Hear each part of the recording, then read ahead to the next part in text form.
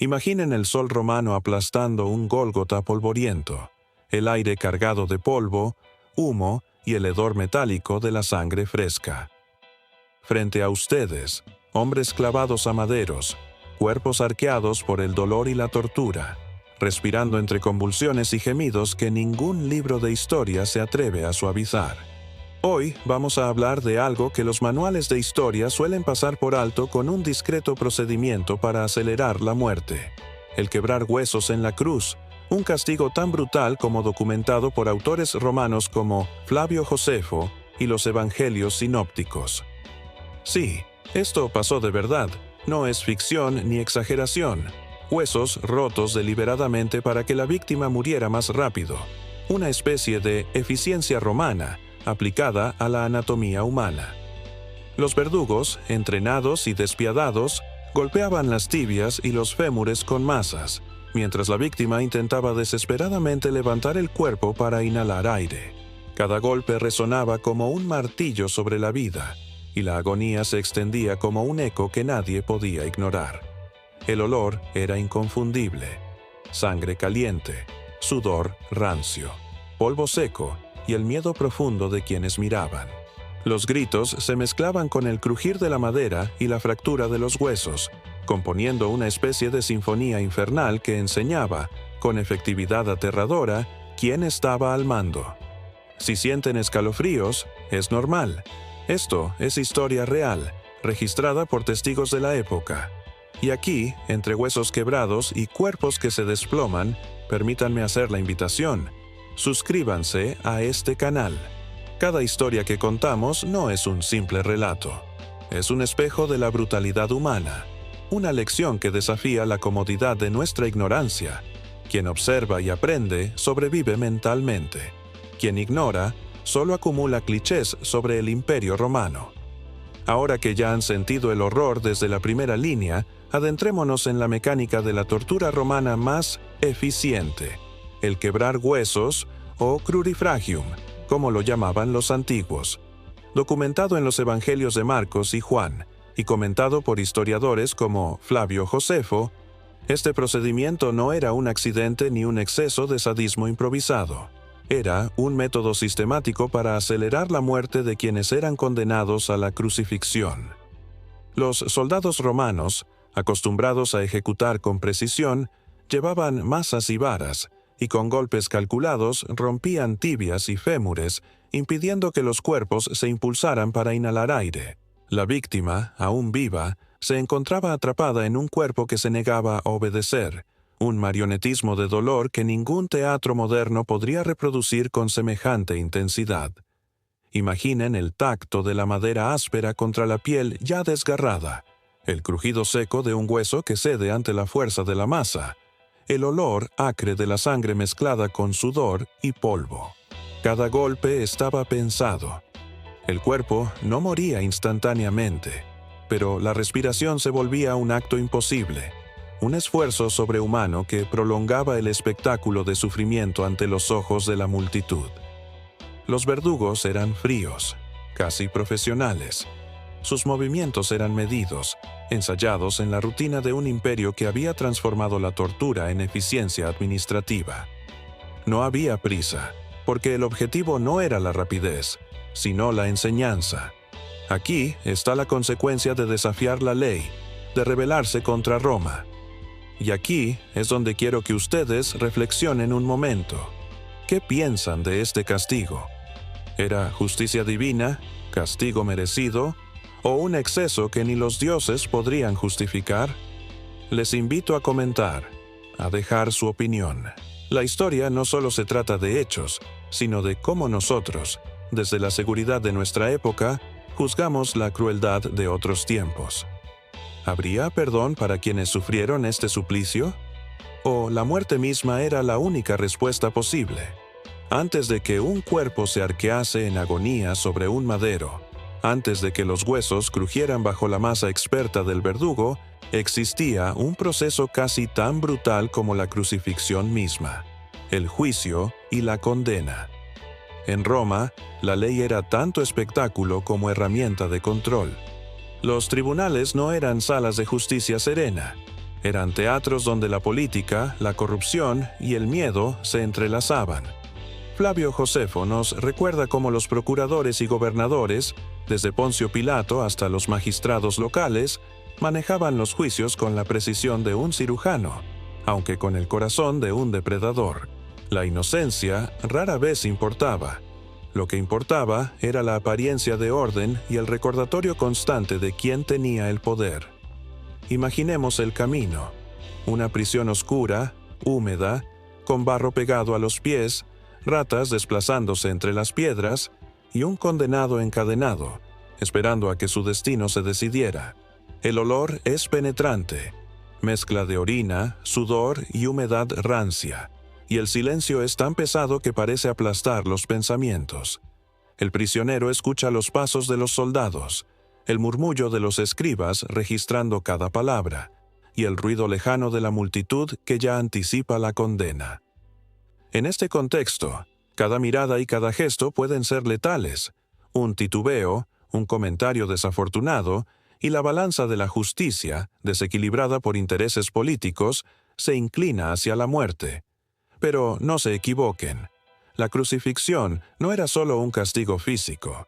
Era un instrumento de terror psicológico, un mensaje grabado en carne y hueso. Roma enseñaba que la traición, la desobediencia o incluso la apariencia de desafío se pagaban con un sufrimiento prolongado y público. La víctima llegaba a la cruz después de días de humillación, latigazos y marchas bajo el sol abrasador, debilitada, tanto en cuerpo como en espíritu. Cada paso hacia el Gólgota era una lección de poder. Roma tenía el control absoluto, y su violencia era tan metódica como el cálculo de un general en campaña. Aquí es donde conviene detenerse un instante y reflexionar. ¿Cuánto de esto fue necesario para mantener el orden y cuánto fue un ejercicio de crueldad sin límites? Los historiadores documentan la precisión y la frialdad de los procedimientos, pero también dejan entrever la moral ambigua de una sociedad que podía ejecutar a su propio ciudadano con la misma facilidad con que cortaba madera para el fuego. Comenten abajo qué opinan ustedes. ¿Era justicia divina? ¿Castigo del Estado? ¿O simplemente la demostración del poder absoluto de Roma? Cuando un hombre era sentenciado a morir en la cruz, su ejecución no comenzaba en el madero, sino mucho antes, en lo que podríamos llamar el desfile de la humillación. Roma no desperdiciaba la oportunidad de convertir cada muerte en una lección pública, y lo hacía con una teatralidad que haría palidecer a cualquier director moderno. El condenado era obligado a cargar la patibulum, la pesada viga transversal de la cruz, sobre sus espaldas desgarradas por el látigo. Este no era un simple traslado, era una procesión ritual de sufrimiento. Cada paso que daba el prisionero, tambaleante, era acompañado por la mirada de la multitud que no veía a un hombre, sino a un ejemplo viviente de lo que significaba desafiar al poder. El peso del madero hundía la carne y abría aún más las heridas, mientras los soldados lo empujaban con lanzas y varas para que no se detuviera. El sonido de las carcajadas de los espectadores se mezclaba con el arrastrar de los pies descalzos sobre la piedra, y no faltaban quienes, desde la seguridad de la multitud, escupían, lanzaban piedras pequeñas o insultaban, como si la degradación fuera parte necesaria del castigo.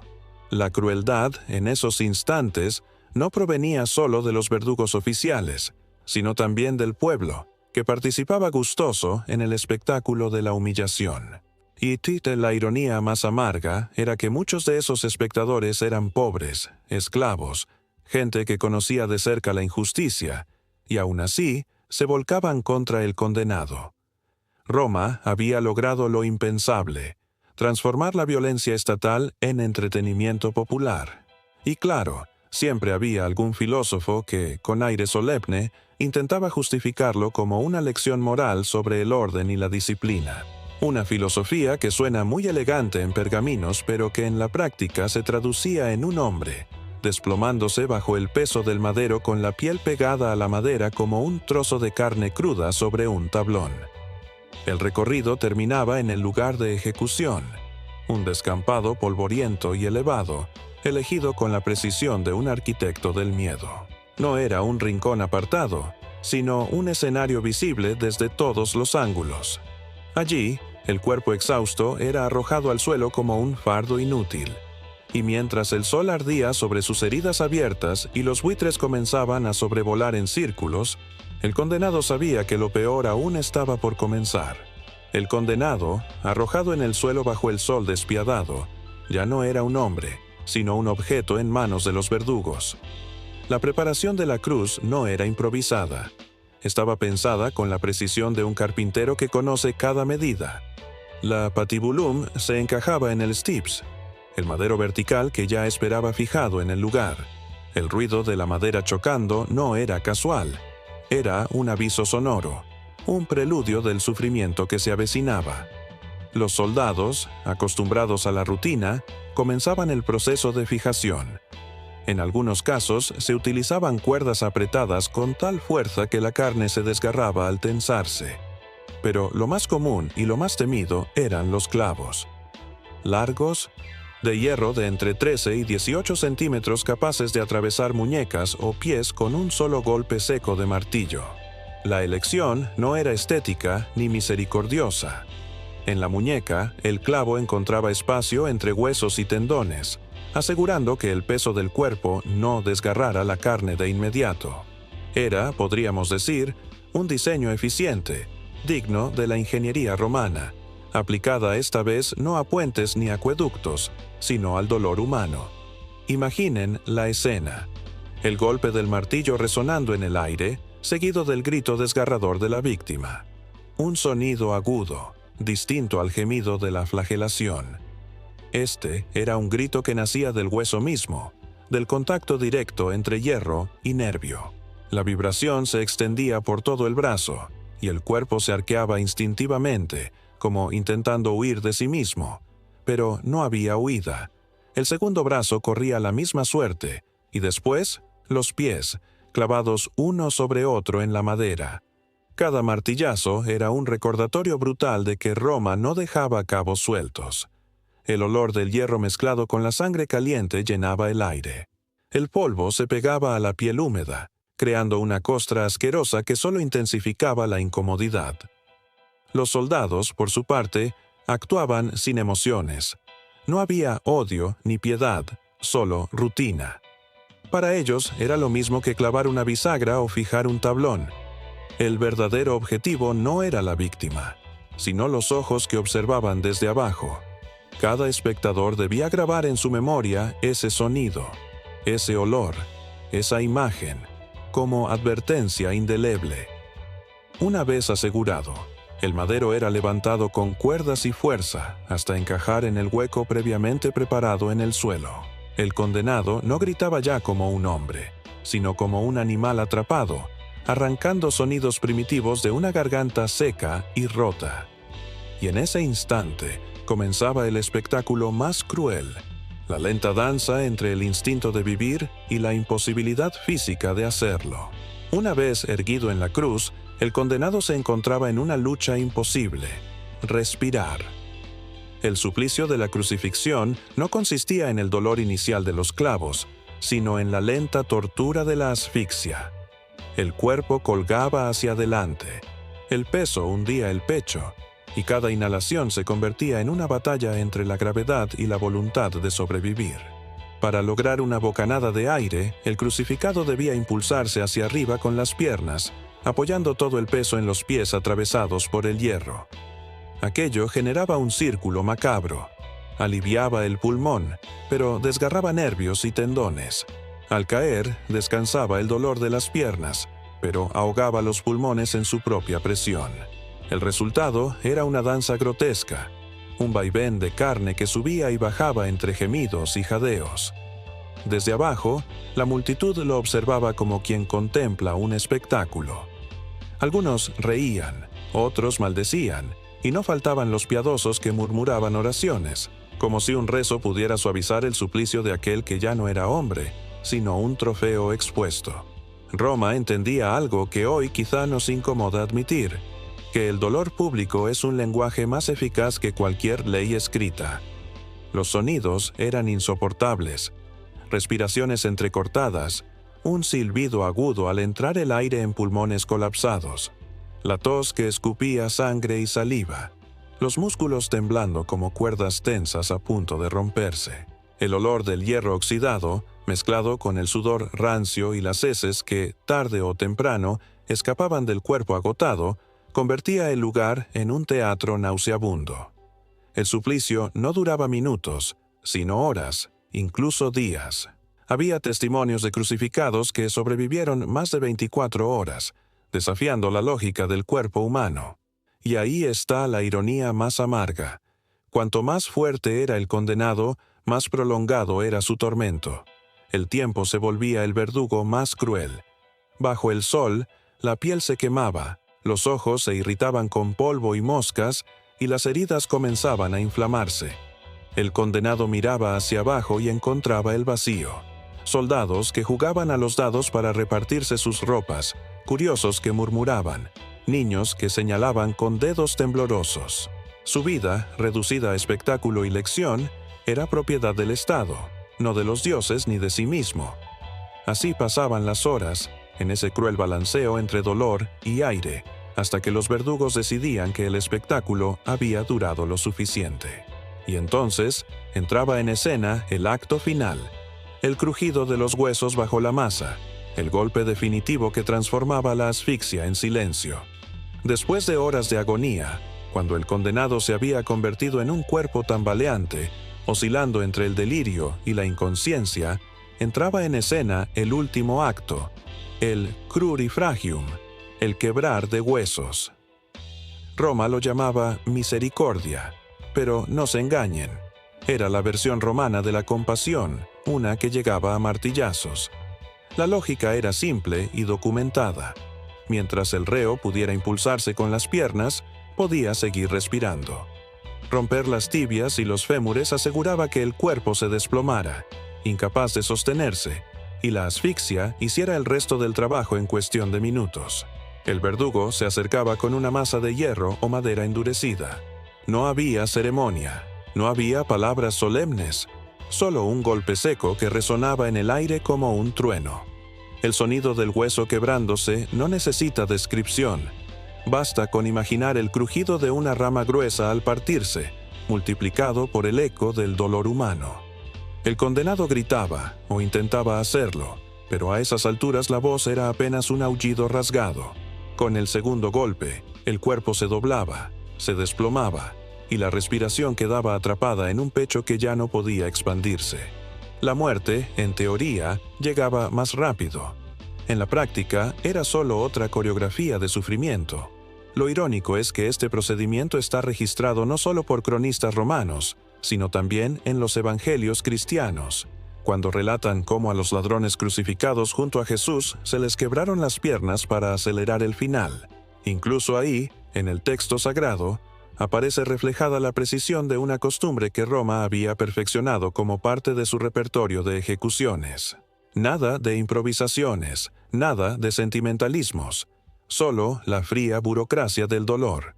La multitud rara vez se conmovía. Los gritos eran parte del espectáculo, y para muchos, el golpe final no era un acto de piedad, sino el clímax esperado de una función. Los soldados, entre tanto, hacían su trabajo con la indiferencia de quien parte leña. El crurifragium era el sello oficial que marcaba el fin de la resistencia. Y sin embargo, incluso entonces, algunos cuerpos se resistían a morir, quedando suspendidos entre la vida y la muerte durante unos instantes interminables, un recordatorio cruel de que ni siquiera la compasión romana era rápida. A su alrededor, los espectadores olían la mezcla de polvo, sangre y carne rota. El sol, implacable, caía sobre un escenario que se asemejaba menos a una ejecución y más a un ritual, uno en el que la vida humana era sacrificada al altar del orden imperial. Y en ese crujido de huesos quedaba grabada la lección. Roma gobernaba no solo con leyes y ejércitos, sino también con el espectáculo del sufrimiento convertido en advertencia.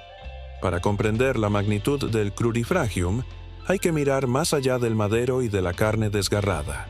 En Roma, cada golpe de masa no era solo contra un cuerpo, Era un mensaje tallado en hueso.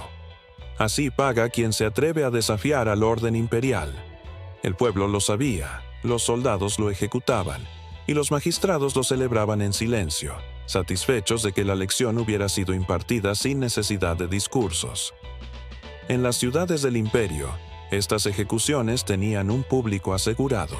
Hombres, mujeres, esclavos y niños acudían como si se tratara de un entretenimiento, y en cierto modo lo era.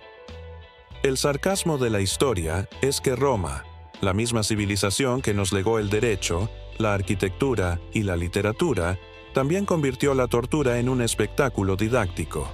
Y no era un espectáculo marginal, estaba en el centro de la vida pública. Un comerciante podía cerrar su puesto en el foro para acudir al suplicio, y un niño podía recibir en la cruz su primera lección de política. La ley de Roma no se discute, se obedece. Los soldados, por su parte, eran los actores principales de esta macabra función. No necesitaban motivaciones personales, pues sabían que cada golpe era tan legítimo como firmar un decreto. Para ellos, el crurifragium era rutina, parte del sueldo, como hoy lo sería el papeleo de un burócrata. Su impasibilidad no era crueldad gratuita, era disciplina militar, esa misma que había construido un imperio a base de sangre y obediencia. Y mientras el pueblo observaba, los líderes políticos obtenían exactamente lo que querían: miedo. Porque el miedo, señores, es más eficaz que cualquier legión. ¿Qué mejor manera de sofocar rebeliones, conspiraciones o simples rumores que mostrar a todos cómo Roma castigaba la desobediencia? Cada hueso quebrado era un pergamino no escrito que proclamaba el poder del Estado. Sin embargo, no faltaban las voces críticas. Filósofos estoicos como Séneca, aunque cercanos al poder, hablaban del suplicio con repugnancia, describiéndolo como el castigo más cruel jamás ideado. Pero la ironía era que esas críticas quedaban reducidas a los círculos intelectuales, mientras en la plaza la multitud pedía más sangre. Roma era una sociedad que podía admirar a Cicerón en las bibliotecas y, al mismo tiempo, aplaudir el crujido de un fémur en el Gólgota. Una contradicción deliciosa, digna de un imperio que llevaba la brutalidad en el corazón y la cultura en la boca. El crurifragium, entonces, no era solo el final de un condenado. Era una representación política, una liturgia del terror que mantenía unido al imperio más poderoso del mundo antiguo. Y lo más inquietante es que funcionaba. El crurifragium no se reservaba a criminales comunes. Roma lo utilizaba con precisión quirúrgica en contextos donde el mensaje debía ser inconfundible. Rebeliones de esclavos, motines provinciales, disturbios que amenazaban la autoridad imperial. Y aquí, los ejemplos históricos son tan abundantes como escalofriantes. Tomemos el caso más célebre: la rebelión de Espartaco en el siglo I a.C., cuando el general Marco Licinio Craso aplastó la sublevación, ordenó crucificar a 6.000 prisioneros a lo largo de la Vía Apia, desde Capua hasta Roma. 6.000 cruces alineadas en una procesión de muerte que se extendía casi 200 kilómetros. No todos fueron quebrados de huesos, pero los relatos sugieren que allí, entre el polvo de la carretera y el olor a carne podrida, se aplicaron todas las variantes de la crucifixión, incluyendo el crurifragium. El objetivo: no tanto castigar a esos hombres, ya estaban perdidos, sino grabar en la memoria colectiva que Roma jamás toleraba la insurrección. Josefo, en sus crónicas sobre la revuelta judía, describe escenas similares. En Jerusalén, miles fueron crucificados en las murallas mismas de la ciudad. Algunos sobrevivían tanto tiempo que los verdugos, agotados de vigilar, quebraban las piernas de los prisioneros para acelerar su muerte. En este caso, no era misericordia, era logística. No había suficientes soldados ni tiempo para esperar días a que cada hombre exhalara su último aliento. El crurifragium era la manera eficiente de limpiar el campo de batalla. Imaginemos ese paisaje: filas interminables de cuerpos clavados, algunos aún jadeando, otros ya colgando inertes, y aquí y allá, el crack de un hueso partiéndose bajo la masa. El sol cocía la carne, los buitres descendían, y el hedor impregnaba kilómetros enteros. Los viajeros no necesitaban preguntar qué había sucedido. La visión era un tratado político colgado en madera. Para el pueblo romano, estas escenas no eran un escándalo, eran una demostración. Y aquí la ironía más cruel. Muchos ciudadanos se sentían incluso aliviados. Al ver a los rebeldes colgando, pensaban, por fortuna, no fui yo. Y en esa falsa seguridad, Roma encontraba el más sólido de los muros, la obediencia nacida del miedo. El crurifragium en contextos de rebelión servía como firma final, un sello de hierro sobre la carne que decía, Roma siempre gana. Y vaya que sabían comunicarlo. Aquí está la paradoja más impactante de toda esta historia. Un suplicio diseñado para despojar al ser humano de toda dignidad terminó convirtiéndose en el símbolo espiritual más reconocido de la humanidad. Roma creó la cruz para aterrorizar, para someter, para recordar a todos que los huesos podían crujir al capricho del imperio. Y, sin embargo, siglos después, esa misma cruz es venerada como emblema de esperanza y salvación. Ironías de la historia. Lo que nació como una herramienta de miedo acabó derrotando moralmente al imperio que lo inventó. Los evangelios nos hablan de aquel viernes en Jerusalén, cuando los soldados quebraron las piernas de los ladrones crucificados junto a Jesús, mientras al Nazareno, ya muerto, le atravesaban el costado con una lanza. La mención es breve, casi técnica, pero allí está. La práctica del crurifragium, confirmada en un texto que se convertiría en la base de la fe cristiana. Esa brutalidad, documentada con precisión quirúrgica, quedó grabada no solo en pergaminos romanos, sino en las escrituras sagradas. Y lo que para los soldados fue rutina, para los creyentes se transformó en teología. La ironía es deliciosa y cruel. Roma pretendía borrar nombres y esperanzas con cada crucifixión, y sin embargo, de una de esas ejecuciones nació un movimiento que acabó desafiando la propia maquinaria imperial. Los mismos clavos, la misma madera, el mismo crack de huesos que eran diseñados para infundir miedo, se convirtieron en memoria viva de un sacrificio. Un instrumento de terror terminó adornando templos, altares y colgando del cuello de millones. Pero no nos engañemos. Detrás de cada crucifijo de oro o de cada vitral luminoso está escondida la realidad que hemos relatado en estas páginas. La sangre, el polvo, el olor nauseabundo, los gritos y el sonido seco de huesos que se quiebran. Creer que la cruz es solo belleza espiritual es olvidar que fue, ante todo, un teatro de crueldad. Y quizá por eso sigue siendo tan poderosa, porque combina lo más bajo de la violencia humana con lo más alto de la aspiración divina. Así, el crurifragium no desapareció en los márgenes de la historia. Está ahí, oculto bajo cada imagen de una cruz cristiana, recordándonos que lo que un imperio inventó para dominar, otro lo resignificó para trascender. Roma buscaba terror y terminó regalándole al mundo un símbolo eterno. Al final, el crurifragium es más que un detalle técnico en los manuales de suplicios romanos. Es un espejo de lo que Roma fue.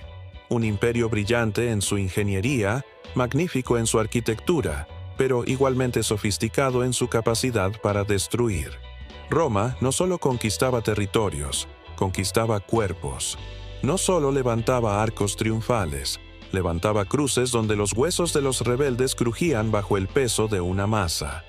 Y allí está la esencia de su poder, la capacidad de usar el dolor como lenguaje político. Cada hueso quebrado era una sílaba, cada crucifixión una palabra, y el mensaje era siempre el mismo: obedeced o enfrentaréis el crack. Los senadores podían hablar de leyes, los generales de estrategias, pero era en las carreteras, en los montículos, en las murallas manchadas de sangre donde Roma escribía su auténtica constitución, no en mármol, sino en carne. Y lo que más perturba es cómo esa lógica se ha repetido una y otra vez en la historia humana. Cambian los imperios, cambian los métodos, Pero la crueldad sofisticada para quebrar al hombre persiste. Roma solo le puso nombre y lo perfeccionó. En el fondo, el crurifragium no murió con el imperio. Sigue vivo cada vez que el poder acelera la muerte para ahorrar tiempo, cada vez que se busca silenciar el dolor quebrando la voluntad en lugar de escucharla. Pero Roma no ganó del todo. El símbolo de la cruz escapó a su control, y con él la memoria de las víctimas. Allí está la ironía última. Lo que nació como instrumento de terror acabó siendo símbolo de redención. Roma quiso aplastar al hombre en la cruz, y en esa misma cruz el hombre encontró trascendencia. Como si la historia se burlara de su propio verdugo. Así, cuando hoy contemplamos un crucifijo, solemne o decorativo, conviene recordar que bajo esa imagen aún resuena un crack. El sonido seco de huesos quebrados que viajaba por los vientos del Mediterráneo como advertencia, y que siglos después sigue hablándonos no ya del poder de Roma, sino de lo que somos capaces de hacer los hombres cuando decidimos que la vida del otro es menos que nada. Y aquí, queridos oyentes, está la lección que Roma nunca quiso darnos. El poder que se construye sobre huesos quebrados siempre termina derrumbándose. Roma cayó, sus cruces quedaron vacías, pero el eco del crack aún retumba en nuestra memoria. Y si este relato te ha estremecido, si te ha hecho imaginar el sonido seco de aquel martillo golpeando tibias y fémures, entonces suscríbete, porque lo que viene después de Roma es aún más brutal.